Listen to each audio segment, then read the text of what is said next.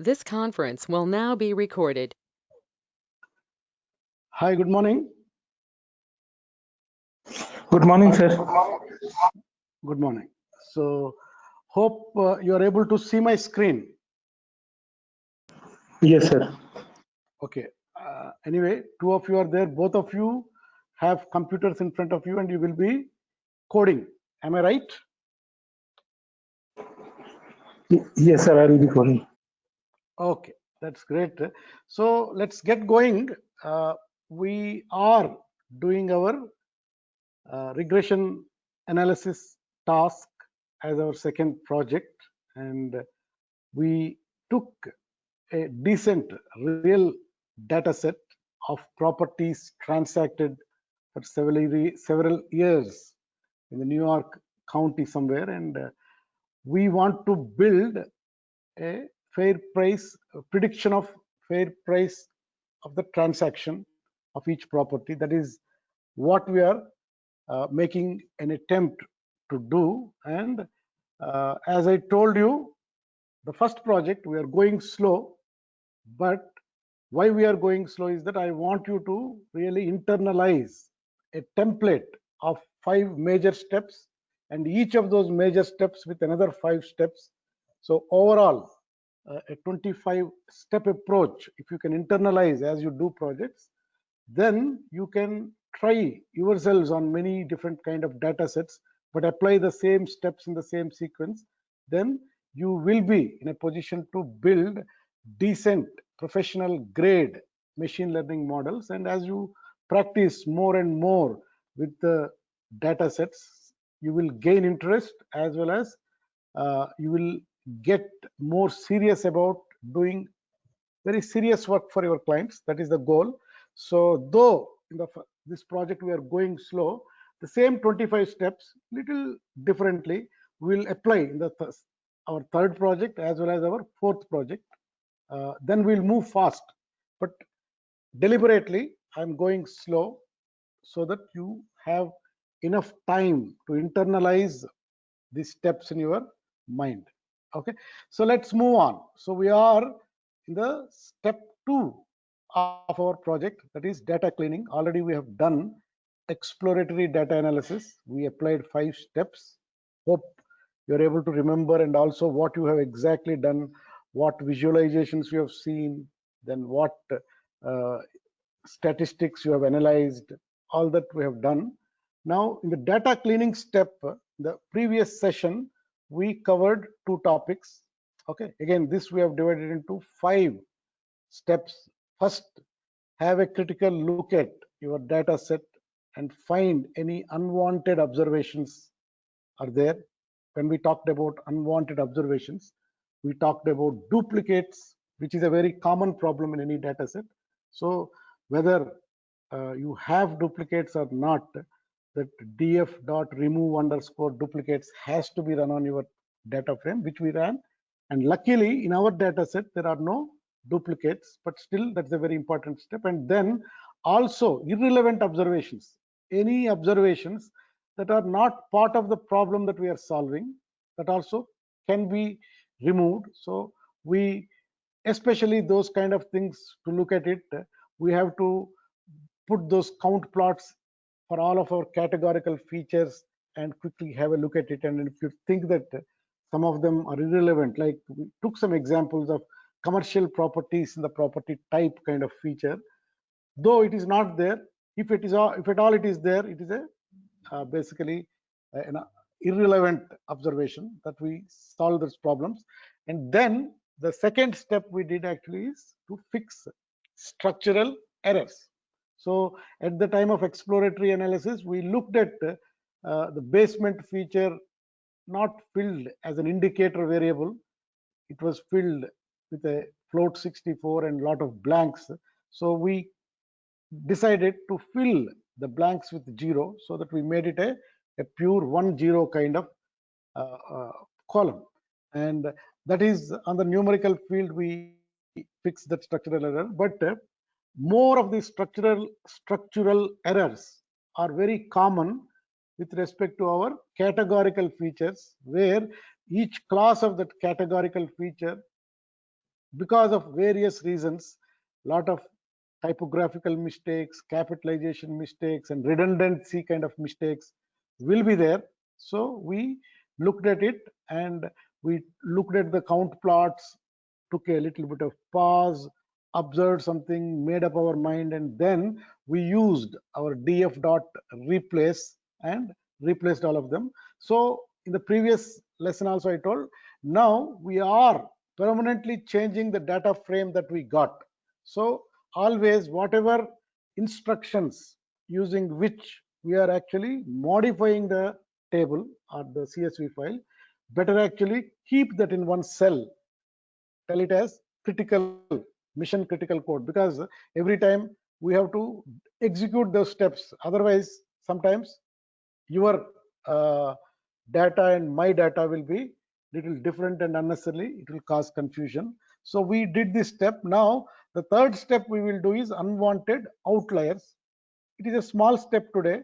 I thought I will do 3 and 4, but then it will become too large for a single day. So in the next session we will do 4 and 5 together. Okay, today we will do the third step, that is unwanted outliers.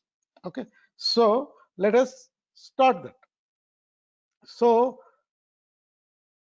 very important step, because lot of times outliers can cause significant problem uh, to your ML models.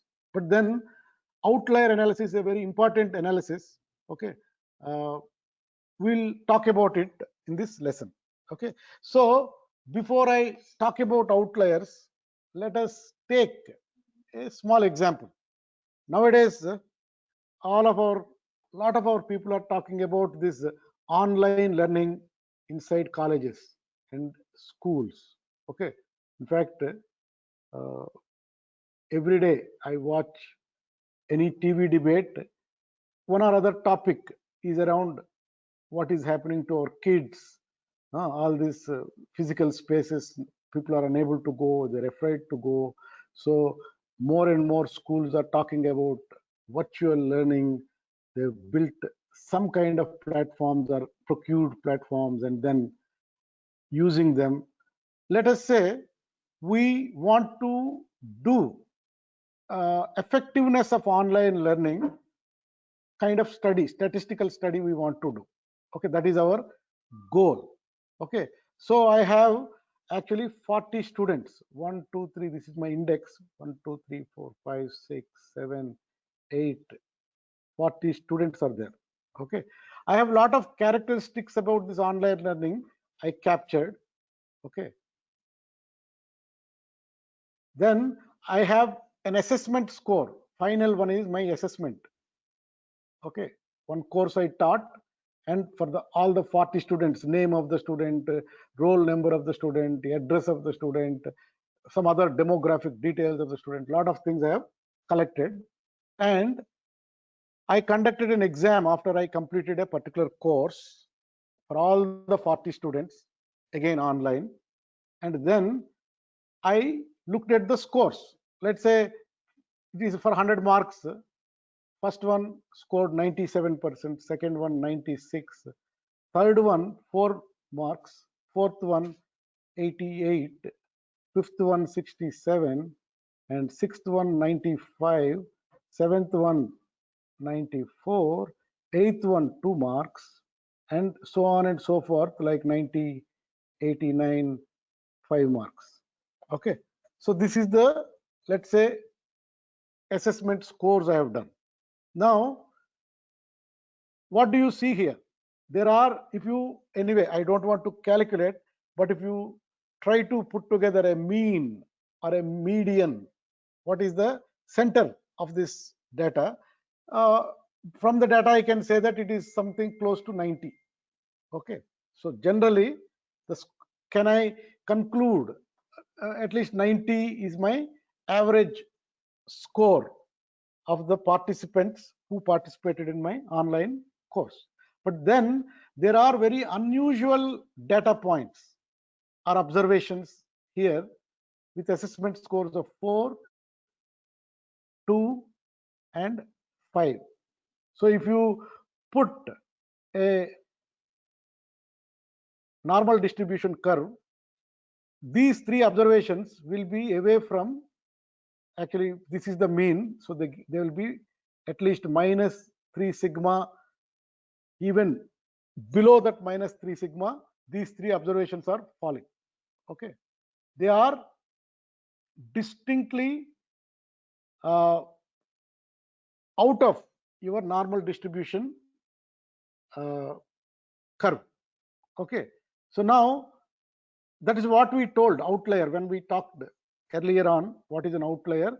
Outliers are those observations which are falling actually outside of this plus or 3 minus plus or minus 3 sigma points from your standard and standard deviation. Sigma is your standard deviation.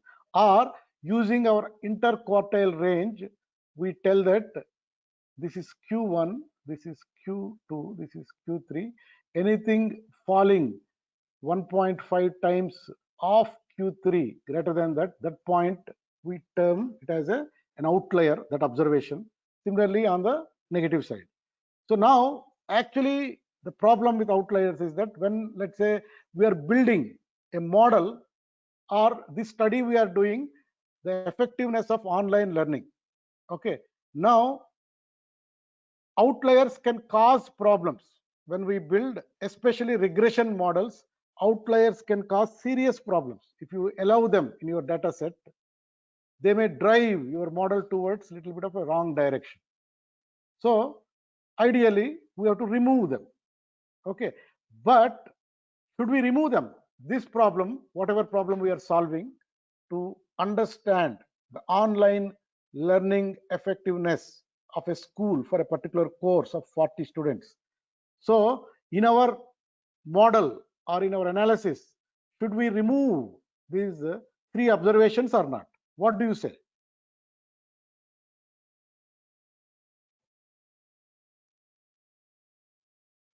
Yeah, we should remove this.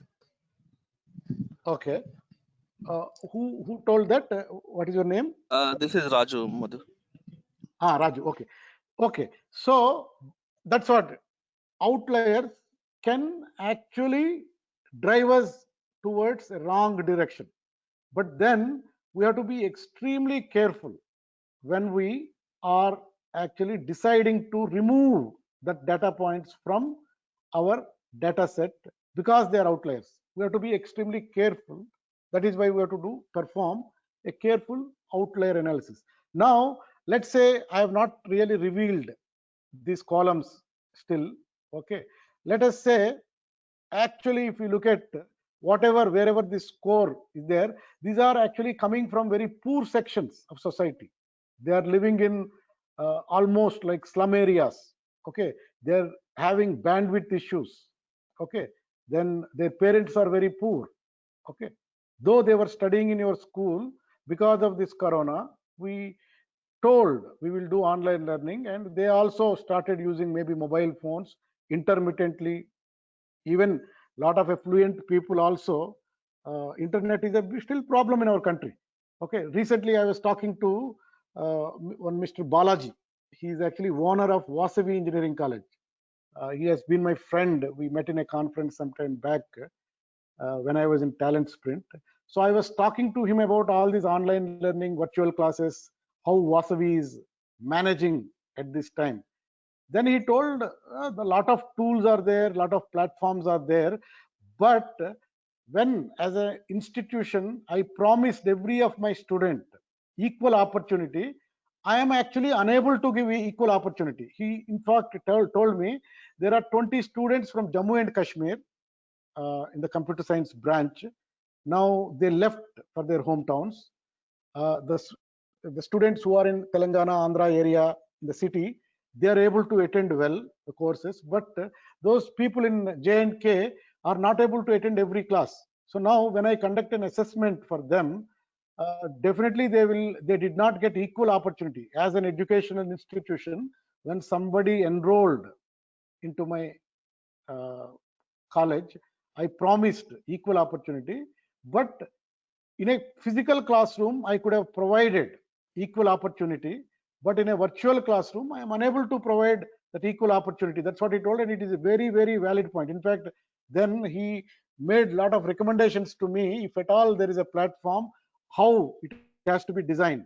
In fact, it was very interesting discussion I had with him.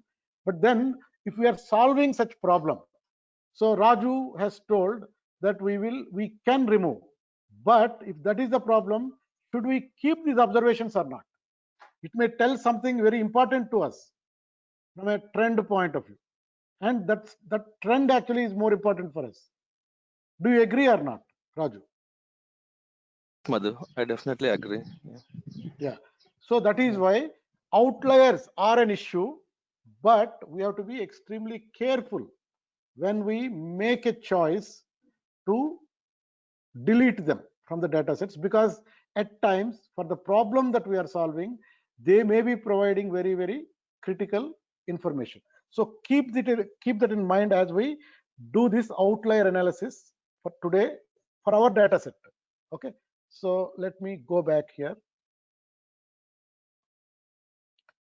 So outliers can cause problems with certain types of model, and linear regression models, that is what we will be building for this problem, are less robust to outliers. Okay, so that is why we have to be very carefully analyze for any potential outliers in our data sets. So outliers are nothing but any data points that are distinctly falling out of this normal distribution that is there in your data. Okay, so those are called outliers. Okay, they lie outside of your normal distribution. Okay, if you have legitimate reason to remove an outlier, it will help your model's performance. So important is legitimate reason. If you have a legitimate reason, good reason, valid reason, if you remove an outlier, it is good for your model's performance. Then always when we look at all these outliers, always we have to have a clear in our mind, like whatever judges and courts think, you are innocent until proven guilty. Any data point that is lying out of this normal distribution, it is still innocent until proven guilty. That's why we have to carefully look at and do analysis, and then only based on the problem that we are solving, we make a decision. Okay, you should never remove an outlier just because it is a big number. Okay, so keep that in mind, very important. The big number could be very informative for your model. In fact, here in our case example, it was a small score. Okay, so the small score could be very informative for your model that you are trying to analyze. You must have a very good reason for removing an outlier. So with that little bit of introduction of outliers, let us look at why outliers will be there, what can be the reasons, and what can be potential uh, outliers that can be removed. Okay, so one is actually suspicious measurements. At the time of filling these data sets from various people, they type in incorrectly and miss on something. Those are called suspicious measurement errors. Because of that, some data points may be actually falling as outliers. So for example, here there is one transaction price, maybe the typing issue, it has been recorded as 0. Okay, so definitely should we keep it or not? This, because other data is there, it is a 1842 square feet area, and it is an apartment, it has a brick wall, all that is there, it has 2 bathrooms, 3 bedrooms, it's a good house. So if we keep it with 0, then there is a problem. So we may check it and remove it actually. And similarly, there is another observation, is actually built, year built is 1600, whereas all the properties are built after 1983, last 3 decades and all, but this somehow came inside this. So maybe somebody typed it wrongly, so whatever. So this can be arising because of suspicious measurements. So that is one reason. If it is there, we can safely remove such outliers. And then sometimes when we take data from various sources, we may inadvertently pick up some different data from a different population.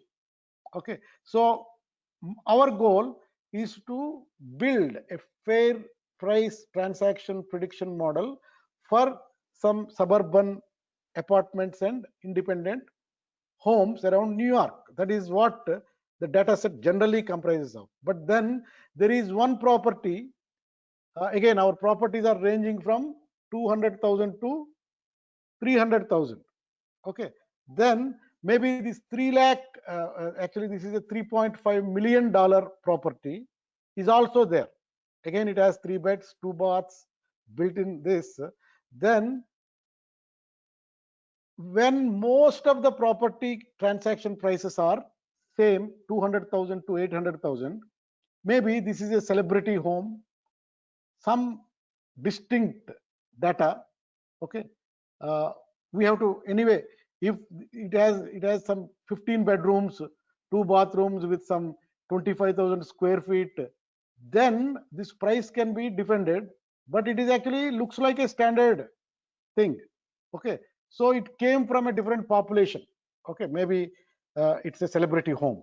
Okay, then maybe safely we can remove. Or here the lot size, okay, everything is same, but lot size is, rest of the lot size are 2143, 2020, like that. Those are the kind of things. Whereas for an apartment, this is 1 million square feet is the lot size. Again, this may be coming from a different population. Maybe this property is actually not within the urban area. It may be somewhere in the rural area where even if it is an apartment, somebody looked at all the plot and in a big plot made a small home. Okay, so it can be a potential outlier. Then sometimes the data may belong to different applications. So whatever we do, we are going to build a model to predict for future properties which are in urban area. Okay, if this particular thing is belonging to some rural area, maybe this need not be there in my data set while I build model. So these are the 3 reasons. If suspicious measurements are the reasons, or the data actually belongs to different population but somehow came into this data, or this data belongs to a different type of application, not the problem that I am solving, then actually we may safely remove outliers. We again talk about these things and do Madhu, also I have now. one question. This is Amit here. Yes, hi Amit. Madhu, if suppose we have hundreds of data in the sheet, so should we manually check the like how you told that 1600 is a year? So if we have lot of data, okay, how we can like identify that this is a particular which is irrelevant, say 1600 as an irrelevant year. So if we have a huge number of data, it is like very difficult to identify manually. Yes, that is why we are doing some visualizations, and then we are looking into the min, max, all the descriptive statistics, and together we are seeing. So in the visualization, we should actually observe for any surprising kind of visualizations. Okay, now you asked that question, very important question. So let us look at how we do that for an outlier, because now even in this data also we have 1883 observations against 26 columns. Now we have to find out any of the features, any of the data points are actually legitimate outliers or not. That is what we have to still find. So how do? We do some visualizations, we look for some strange visualizations, and then we go and filter and see only the data that I want to see, and then I confirm that actually that visualization happened because of this surprising thing in the data. Then I check why this surprising data is there. I look at that particular observation very carefully, and then maybe consult with my team and tell that, hey, this I think we should remove from data set.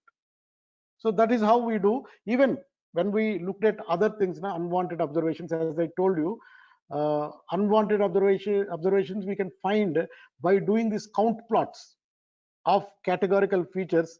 Then we easily know what are some unwanted clauses are there. We can remove them. That is how we do. So Sure. visualization plus Thanks, Madhu. careful filtering and also statistical analysis using numbers. All these three, if you do, you will be able to do it. Okay, Amit? Yeah, thanks, Madhu. Yeah, that answered my question. Okay. So now, how can we check for potential outliers? Okay. So we first go with visualizations. Already we know this visualization. Option 1 is do a box plot of any of the features that you want to understand further. Okay, we know box plot actually indicates box plot. X-axis is our feature, the numerical feature, and the box plot. Okay, so box plot actually indicate the interquartile range. So what are these things? This left side and right side ends are actually min and max. My transaction price minimum in my observations is 200,000, maximum is 800,000, that we know already. Then we have this box, and box has two edges to the left and right. So basically the left side edge we told it is 25th percentile or Q1. Okay, then the right side edge we told it is Q3 or 75th percentile.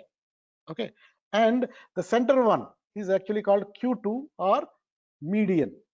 Okay, so if you plot this for transaction price we did, let's say if I plot for lot size, because we already observed in lot size the standard deviation is not very, mean and standard deviation are very different. That's what we observed. Okay, then we thought lot size there is an issue. Also, when we plotted a histogram, we found that it has created bins up to 1.2 million, but most of the observations have been put into the first two bars. Okay, so why did it automatically create such a bin towards the right? That is what actually surprised us already when we saw that. So lot size, there is an issue. That's what we made a note when we did our exploratory analysis. So anyway, box plots are one very important visualization tools to understand any potential outliers. If I do for a lot size, this will not be as clean as it is. Actually, it will be very small box towards the left, and this max will go to extreme right side. Okay, that itself will tell me there is a problem. Okay, so this is one tool. Then there is a better tool, most recommended for actually performing outlier analysis using visualizations. We have something in a Seaborn that is called violin plot. So you give violin sns.violin plot and you give your column, then it gives a such a plot. So this is a little better than our box plot. Box plot is only capturing the interquartile range of that feature, but here it, along with interquartile range, it is also putting that probability distribution, like whatever we saw in the histogram for transaction price, that kind of distribution bell curve also has been put. So it appears like a violin. Okay, for a well adjusted data or good kind of data without any strange data points, it will appear like a violin. That is why it is called violin plot. So how do we read violin plots? So this extreme thin line, there is a horizontal thin line, and the extreme ends are actually the minimum and maximum. Okay, so the this side is min and this is max. Okay, whatever we have seen in the book. Then there is a thick horizontal line. This is nothing but our interquartile range. This is the Q1, this is my Q3, and there is a white dot in between this thick horizontal line, and that is my Q2 or median point of my data. Okay, then there is already there in the box plot, But what is new here is that this whole probability distribution, the width actually tells what is the typical probability density of this data. And looking at this data, this is a decent violin. As long as you are able to see decent violin, you think that this data is distributed well. Okay, it's a decent data, because we don't need a lot of statistics to see this. As long as it is appearing like violin, it's okay.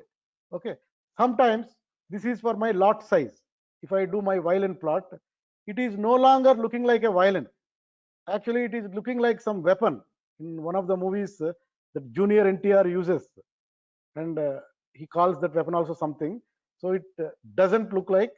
So basically, what happened in this violin, or so-called violin, it doesn't look like a violin, but all the probability density is distributed towards the left and right.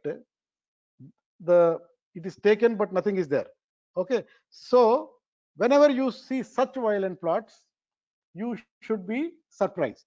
So as I have been telling from beginning, from exploratory analysis, our lot size has some issues. It may be having potential outliers. Maybe we have to further investigate using some filtering of the data set, and then look at, is it genuine data or not so genuine. If it is not so genuine, we may remove it. That is what we have to do. Are you with me? Yes, sir.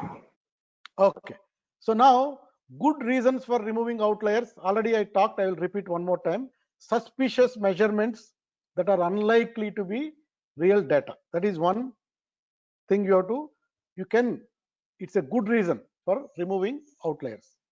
Examples are a house transaction in 1750 when all others are after 1990. So we can safely remove. Maybe this is a measurement error.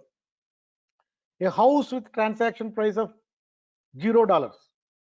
Again, it is a good reason for removing such outliers. Outliers that belong in a different population. Okay, a historic site. Okay, though it's a 2-bedroom thing, but let's say actually I went to one of my colleagues' house once. Okay, what you saw, she was also delivery head, so she invited me to her house in the cantonment area. Okay, that house, actually, when I went, her husband actually is a very senior military officer, navy officer basically, but living in Hyderabad. So she told, actually in this house Winston Churchill also lived. Winston Churchill, before he became prime minister of the UK, he was in the army and he was kind of positioned in India, so he lived in that house, so they call it also Churchill house. So such houses will be there sometimes, historic.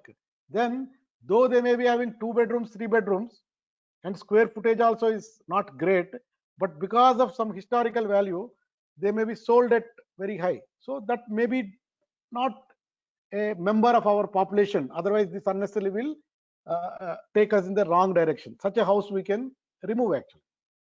Or a celebrity home with a lot size over 1 million square feet, when all other houses are 500,000 square feet. So let's say in Gachibowli we are doing something. Then there is one Mahesh Babu's house. He has a different dimensions. So we don't need to put that kind of house into our, because it belongs to a different population. Then outliers that belong to a different problem. What types of properties will you be applying your model in the future? That should determine whether you should keep that observation or not. Let's say my problem is to build a model and use that model in future to predict urban apartments and urban independent houses.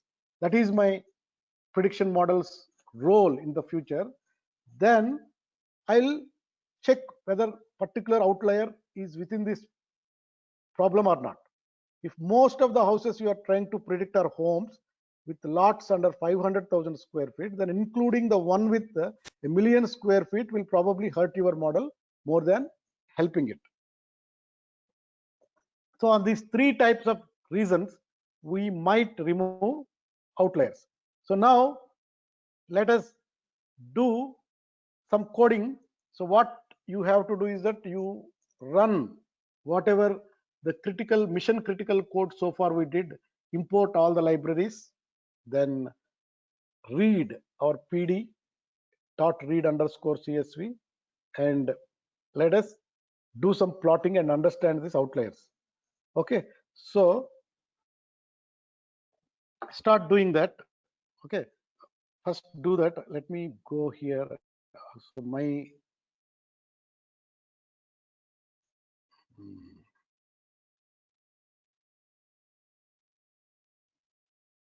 okay, so I'm opening. Are you able to see my Jupyter screen notebook? Yes, Yes, sir. Madhu. Okay, so anyway, I will run this. I'm keeping as a continuous one file for every step. This is actually my data cleaning step I'm keeping. So anyway, I want to do this step, very important for me. Import pandas as pd and also pd dot set underscore option. So I want to see all my 26 screens scrolling through horizontally. So I increased my column size, max columns. Then numpy as np, very important. And my two visualization tools I am putting, and sns dot set underscore style dark grid. Always there is a grid that appears behind. Okay, then what I'm doing, I'm reading my data set again. Okay, then I have done a lot of analysis to do my exploratory analysis and fixing structural errors. I am not going all that place. Actually, I have a little bit of critical code here. Actually, the critical code, today's critical code, only one manipulation I'll do. I'll put it as a comment here. We will remove one observation, I'm putting it. But otherwise, remaining critical code I'm running, where whatever modification we have done. We have filled basement with fill area 0. Then we have fixed some structural errors in our roof as well as wall, exterior wall. Okay, all that code I ran now. So I'm all ready for doing the next work, outlier analysis. So let us go, and I want you to do it and I'll come back again. Okay, so once you are into that step, do a box plot of your px price. Okay, I'm just observing some columns because this is my target variable. I'm seeing for any potential outliers there. Okay, so I'm using sns dot box plot. You keep remembering, these are not very tough things, just you have to column data you are giving, then it makes a calculation as well as a plot for you. Okay, so how to read the plot, now we know. Are you here? Yes, Madhu. Okay, so we know how to read it. Okay, the two vertical bars on the ends are the min and max values, that is our 200,000 and 800,000. Then the two edges of our box, this box in middle is the interquartile range, 25th percentile to 75th percentile. Okay, most of our observations will be within this range, q1 to q3. Okay, in the middle the line is median. The vertical bar in the middle of the box is the median. I'm just repeating, but that is how we read these plots. Now, as I told you, box plot is okay, but we have a much better plot in our Seaborn library that is called violin plot. So violin plot serves the same purpose to do analysis and outliers, but it is much more informative. A box plot only shows summary statistics such as median and interquartile range, whereas a violin plot shows the entire probability distribution of the data. Okay, so we don't need to, once you see the plot, we don't need a lot of understanding, deep understanding of statistics to interpret them. That is the power of these visualizations. Because if an awkward visualization we see, yes, there is a problem in the data, then we will use our pandas skills and go deep into the data only with that problem in mind, and then understand and take an action. That is how we do. Okay, so let us plot box and violin plot together. Okay, so here you know how to do box plot. Only thing I wanted you to do is that you limit your x-axis 0 and this is million. Okay. Violin plot, actually when you are comparing two plots, the scaling is very important.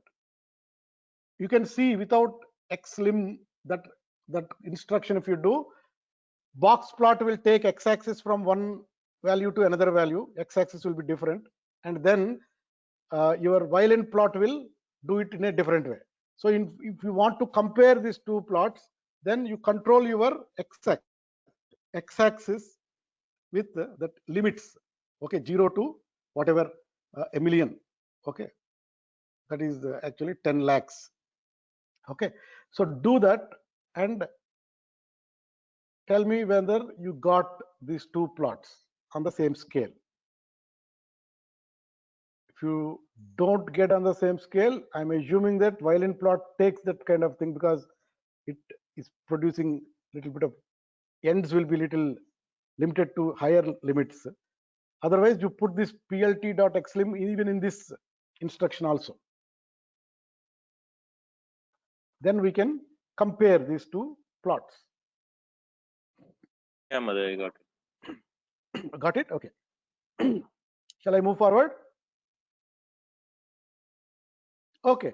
Now, having got a little bit of taste of this violin plot, now we have an issue with we have a little bit of doubt with respect to some other numerical features. Any outliers may be there. Okay. Anyway, interpreting this, we already talked. So this thin horizontal bar represents the min and max. We talked already. The thick one is indicating the interquartile range, 25th to 75th percentile. The white dot in the middle is the median, and then the width is the thickness of the violin represents the estimated probability density. So based on the violin plot for tx underscore price, it doesn't look like anything really stands out as possible outlier. Okay, we read this. Now let us, however, in addition to your target variable, it is also a good idea to check for outliers in other key features. Especially we have a suspicion on our lot size. Okay, let us do 3-4 things. So let us plot the violin plots for beds, square feet, and lot sizes. Okay, so what you have to do, sns.violin plot, pass the column df.beds, then you will get this graph. Then df.square feet, this is your chart. Then lot size, this is your chart. Okay, so you got it. Let me know once you get it. So any column that you are interested, you can plot it and see. Okay, we are doing only 3 here.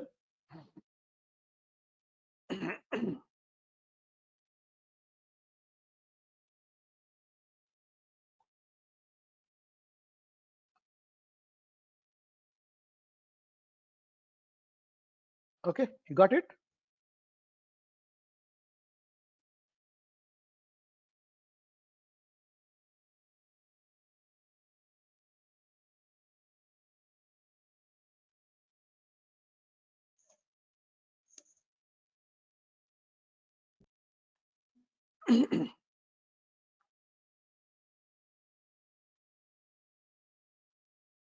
Did you get it?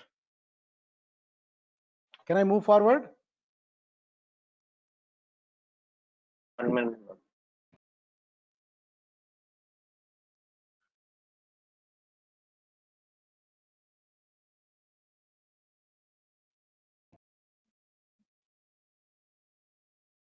So you pass on your column names without any mistakes. So df is df.beds for the beds. SQFT smalls is your square feet. Lot underscore size is for your lot size. Okay, Mother, I got it. Okay, so now we have these 3 plots. Let us read them a little bit. So if you look at from a beds point of view, so in any house, beds are numerical numbers, but they are more of 2 beds, 3 beds, 4 beds, 5 beds, 1 bed, like that. So if you look at this kind of violin, what does it really indicate? In our data set, properties with 3 bedrooms as well as 4 bedrooms are very common. These peaks are here. So it's called model, bimodal data. So if you look at our properties, 1883 properties, most of the properties are towards 3 or 4 bedroom. But if you look at the median point, because this 2 bedroom is also next common thing, and 1 bedroom, not so much on the 5 and 6. That's why this white point went little left side. But whenever you see this kind of curve, no issue. This is basically indicates some bimodal nature of our feature called beds, and it is very uncommon, very common. Okay, and our square feet, when I look at it, okay, it's not a big issue. It's a looking decent, probability distribution is there. Okay, and but generally 2000 kind of is the mean. Okay, and there are some larger square feet, but there are fewer observations, but it's weighted towards smaller square footage actually. Okay, so that is what decent enough. Whereas when we go to our lot size, it is all concentrated. Our probability distribution is all concentrated towards the left side of the violin. Actually, it doesn't look like violin. It has a very skinny kind of right side. Okay, among the 3 features, it looks like our lot size seems to have a potential outlier. Okay, look at its big, long and skinny tail. Okay, that is it indicates some issue. Let's look at the largest, because now, like you asked the question earlier. Okay, now this is a surprising kind of visualization. So now I am actually thinking, okay, let me check this lot size going to numbers now. Okay, so I want to see the lot sizes by sorting them in a particular order. Top one on the top row, then lowest one goes to the lowest row. I want to see that. I want to look at the largest 5 lot sizes just to confirm. In my observations, in my data set, what are the top 5 largest lot sizes I want to see. Now I go to my pandas. So we know pandas has df, that column, sort underscore values. Then we want in ascending lowest to max, without any argument you can put. If you want the highest to be on the top, so ascending equal to false, then see the top 5. You can do that, head 5. Okay, so let's look at the largest 5 lot sizes to confirm. Sort df dot lot underscore size. This is the column. I will run my sort value function and see my top 5. Okay, you can sort a series with dot sort underscore values function, and argument sort underscore values has an argument called ascending equal to. By default it is true, so it will be lowest to highest it will go, but I want highest to lowest, so maybe that ascending argument I will make it false. Okay, you can chain functions together. This can be completed in one line of code like this. So what I'm doing here, df on my df, and on my column, that is lot underscore size, I want to run sort underscore values function with an argument ascending equal to binary false. Okay, capital F here, and on whatever it returned, I want to see the head of that, meaning top 5 of that. So with one single line you can achieve that. So you have to get used to that thinking and immediately typing. What am I doing? What is my data frame? What is my column? What I'm doing? What is the argument? How I want to see the data? How many I want to see the data? Once you have that, just think about it and type it.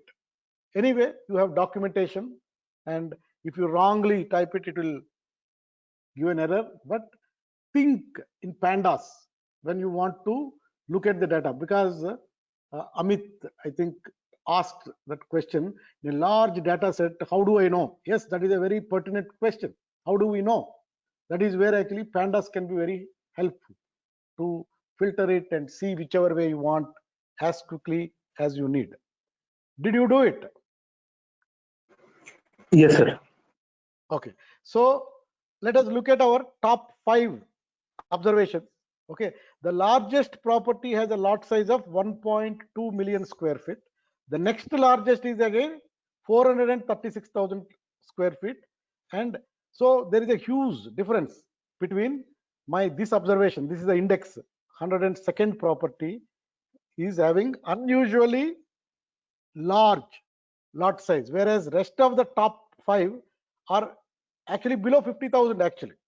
So now my suspicion is getting confirmed.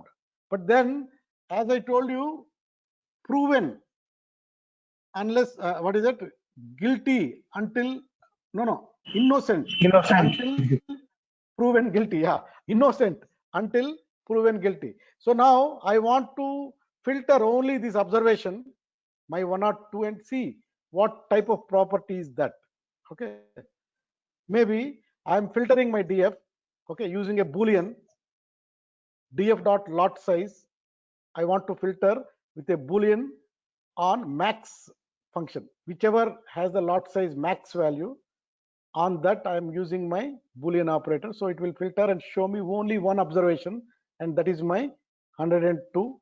Okay, and let us look at this. This is having transaction price of 292,000, 2 bedrooms, 1 bathroom, very small square footage, built in 1950, but lot size, I don't know why they have put it like this, big. It looks like a normal property. How many bedrooms and bathrooms? What is the property type? What is the transaction price? Everything looks normal. So this appears to be a standard 2-bedroom apartment that sold for under 300K.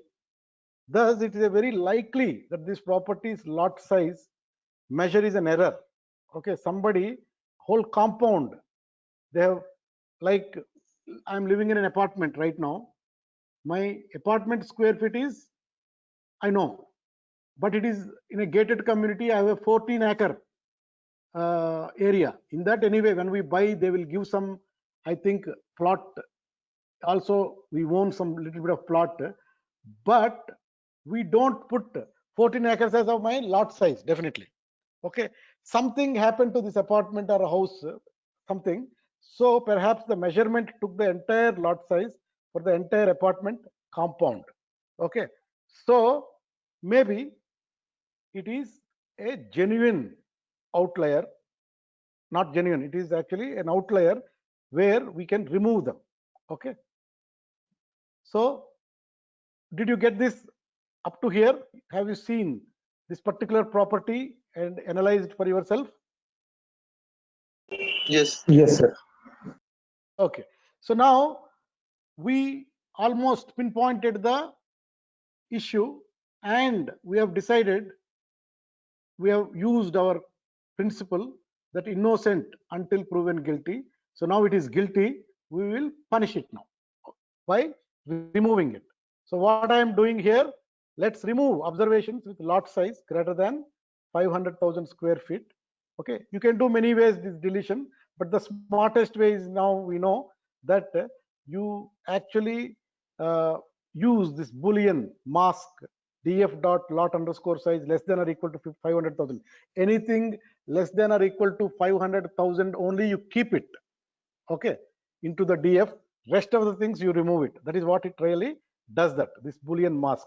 So df, I'm filtering it with this Boolean mask df dot lot underscore size less than or equal to 500,000 square feet. Anything more than 500,000 square feet, I don't want to filter it, and I don't want to equate it to df. So one of my observation will not come into my df now after I do that, because only one observation has greater than 500,000 square feet. So if you look now, the print length of your df, one observation has been deleted. So we started with 1883 observations with 20 whatever 6, or I don't remember the columns. Now we started cleaning activity, we started manipulating the table now. Okay, and now we have removed one observation. Maybe once we do feature engineering and some more steps as we go, we may decide to do more things, but right now we came up to here. So did you come to this point? Yes, sir. So whatever you are doing for the DF manipulation, always copy paste and keep it in one place and put a heading that it is a mission critical code. That is how we can control sometimes. Whenever we want back, we can do that. So here I will anyway I will remove my this comment here, but I will go and do that. So box plot, I did that, you also did it. Then we have limited both in the x-axis and then plotted together to compare how these two plots look and produce results in a little different way. So box plot is doing only the interquartile calculations and plotting.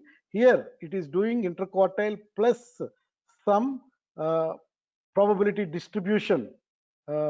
Also it is plotting. That is why it is looking like a violin, and that is how these two visualizations come.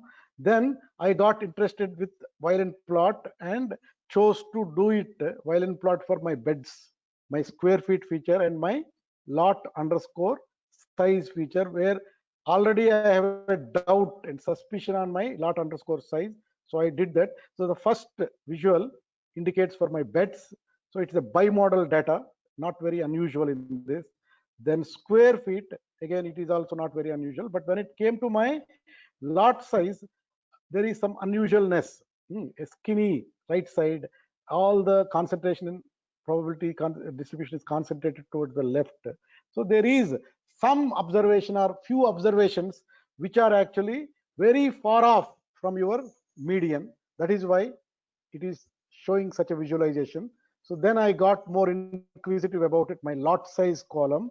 Then I used my pandas to see the data, and I only looked at filtered to see my top 5 observations where the lot size is sorted by highest to lowest, and I was seeing only 5 here by doing the dot head. Then I saw this one property, observation number 102 has 1.2 million square feet, whereas other rest of the all things are less than 500,000. Then I wanted to see what is this property really. Then I filtered with that df dot lot underscore size max function, whatever is that. I filtered my lot size using that number, and then I got this observation, and I looked at it more carefully, this observation. So everything other data in this is okay, but it appears like ordinary apartment with the ordinary price, but only unusual this. So I decided that maybe somebody did a measurement problem. That is why I decided to remove this outlier, and then I decided and did that. So I kept in my data frame only observations which are less than 500,000, and that is why my this particular lot size observation 102 is gone from my data set. So this outlier I have removed, maybe I've improved, at least I helped the data set, I improved the data set so that it will help my model building. Okay, so that is the outlier analysis. Okay, and as we do classification, we will find different kind of challenges with the data set, but still this step will be there. In every ML building activity you do, that particular data cleaning step, within the data cleaning step, when it comes to third step, you have to do this outlier analysis. That you have to keep it in mind, so that then you know what are the tools at your disposal to understand and take action. Okay, so with that, let's complete today's this lesson. So in the next lesson, we will start with how do I deal with missing numerical features and also missing categorical features. So missing values, how do we deal? That is our topic for next session. Do you have any questions?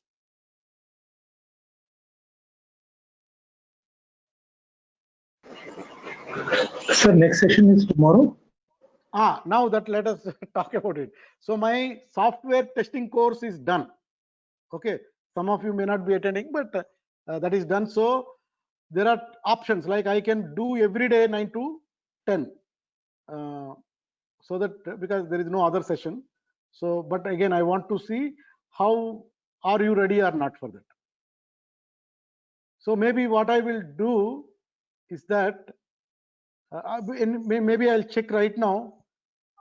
If I do every day now, is it okay for you? Or because of your work pressure and all, it is going to be tough? I don't know. So maybe it is tough to know like this, but anyway, quickly tell. Actually, should be some polling and all, but this I don't know how to use it. Okay. So what should we do? How many, maybe ask like this, how many of you, if you do every day, it's a problem? Those people only tell now that this is more convenient, alternate days, given whatever we are doing. Okay. For no one, it's a problem. For anyone, is it a problem if you do every day based on your schedules and work pressure? Okay, I take it. No, I guess. What is that? Who is that speaking? Amir, Yeah, Madhu, we can have daily, I think. can have daily. Okay, we can have daily. That is what I'm hearing from you. So maybe let us give tomorrow a holiday. So what I'm doing, I'll tell you, Monday to Saturday I'm doing. So tomorrow we'll not do, like your class, regular class is Friday. So Friday we will do, and Friday, Saturday. Then from next week onwards, Monday to Saturday, if it is okay, we'll do. Otherwise, if you think Saturday is not good, we'll do for Monday to Friday. Is it okay? So tomorrow there will be no class, but as usual, we'll have our Friday class, and from that time onward, daily we'll do, and we will decide in one of the classes, should we include Saturday or not? Okay, based on your input, I'll go. Is it right? Yes, Madhu. Yes, sir. Okay, Madhu. Okay, then thanks so much for your patience. So see you on Friday. Yeah, sure. Thank you, Madhu. Right, sir. Thank you.